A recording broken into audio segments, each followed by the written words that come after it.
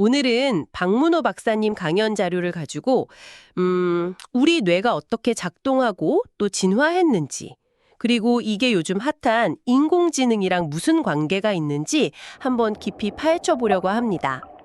아마 우리가 세상을 보는 방식에 대해서 뭔가 아하 하는 순간이 있으실 거예요. 네, 바로 시작해 볼까요? 우리가 뭘 배울 때 가장 기본적이라고 하는 거 그거 있잖아요. 시행착오. 네네, 그렇죠. 뭐 쥐실험 같은 거 생각해 보면 잘하면 먹이 주고 못하면 전기 충격 주고 뭐 이런 식으로 행동이 바뀌잖아요. 맞아요. 그게 이제 보상과 벌을 통한 학습이죠. 근데 이게 뇌 속에서는 정확히 어떻게 일어나는 걸까요? 그 핵심에 바로 도파민이라는 물질이 있습니다. 도파민이요? 그거 그냥 기분 좋을 때 나오는 거 아닌가요? 보통 그렇게 생각하기 쉬운데요. 사실 연구를 해보니까 좀 달랐어요. 중요한 건 보상을 받았을 때보다도 그 보상을 받을 거라고 예측할 때, 예측할 때요? 네, 바로 그 기대감의 순간에 도파민이 가장 강하게 분출된다는 거죠. 실제 보상 그 자체보다요. 아하. 그러니까 뭐랄까 소풍 가기 전날 밤처럼 곧 좋은 일이 생길 거야 하는 그 설렘? 네, 정확해요. 그 기대감이 우리를 움직이게 만드는 강력한 동력인 셈이죠. 단순 쾌감 전달 물질이 아니라 미래를 예측하고 행동을 유도하는 거예요. 와, 그렇군요. 그럼 예측이 틀리면요? 바로 그겁니다. 뇌는 그 예측이랑 실제 결과 사이의 차이, 이걸 이제 예측 오류라고 부르는데요. 이걸 통해서 학습을 해요. 예측 오류요? 네, 예측이 맞았나, 틀렸나, 얼마나 차이가 났나, 이걸 보고 다음번 예측이나 행동을 수정하는 거죠.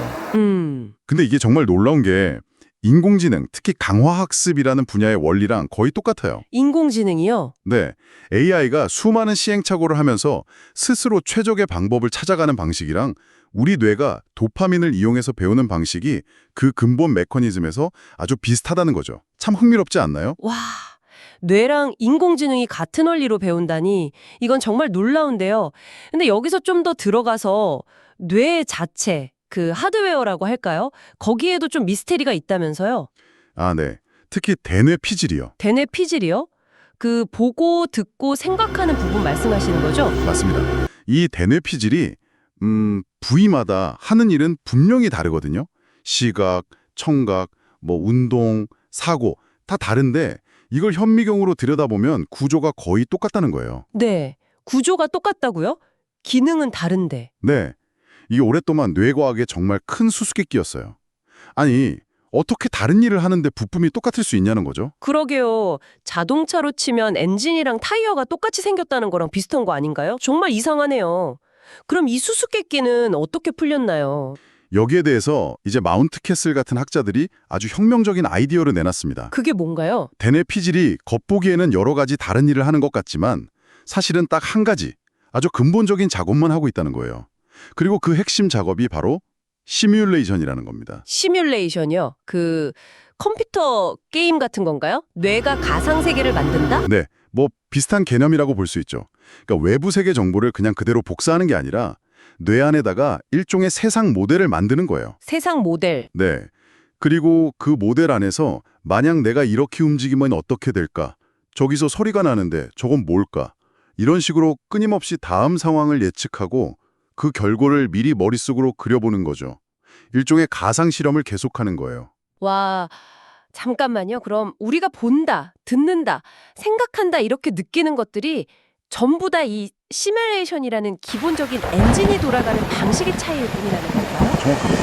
시각 정보가 입력돼서 시뮬레이션 엔진을 돌리면 그 결과가 보는 경험이 되는 거고 청각 정보가 들어가면 듣는 경험이 되는 식이죠. 야, 이 능력 덕분에 우리는 실제로 위험한 행동을 하기 전에 머릿속으로 먼저 결과를 예측해 볼 수 있어요.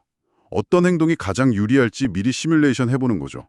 그러니까 물리적인 제약 없이 가상으로 수없이 트라이 앤 에러를 해볼 수 있다는 거군요. 생존에 엄청 유리했겠네요. 그렇죠.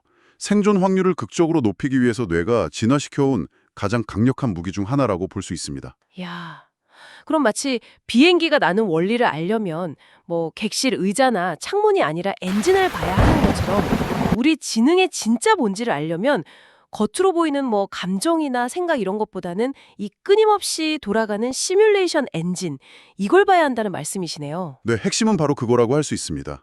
와, 정말 세상을 보는 관점 자체가 달라지는 느낌인데요. 자, 오늘 우리는 뇌가 예측과 그 도파민을 통해서 세상을 배우는 방식, 그리고 대뇌 피질의 구조가 왜 다 똑같이 생겼는지 그 비밀이 바로 시뮬레이션이라는 핵심 기능에 있다는 놀라운 통찰까지 한번 살펴봤습니다. 네. 그러니까 지금 이 순간에도 우리 뇌는 외부 세계를 바탕으로 내부의 가상현실을 계속 만들고 미래를 예측하는 시뮬레이션을 끊임없이 돌리고 있는 셈이죠. 다 생존 확률을 높이려고 그런다는 거고요. 맞습니다. 아, 정말 흥미로운 이야기였습니다. 그럼 마지막으로 이런 질문을 한번 던져보면서 마무리할까 하는데요. 네. 만약에 우리가 보고, 듣고, 느끼고 생각하는 이 모든 경험들이 근본적으로는 다 똑같은 시뮬레이션 과정의 다른 모습일 뿐이라면요? 그렇다면 당신이 바로 나라고 느끼는 이 주관적인 의식, 이 경험의 진짜 정체는 과연 무엇일까요? 네. 한 번쯤 깊이 생각해 볼 만한 질문인 것 같습니다. 이 질문을 가지고 한번 곰곰이 생각해 보시는 것도 좋을 것 같습니다. 오늘 이야기는 여기서 마치겠습니다.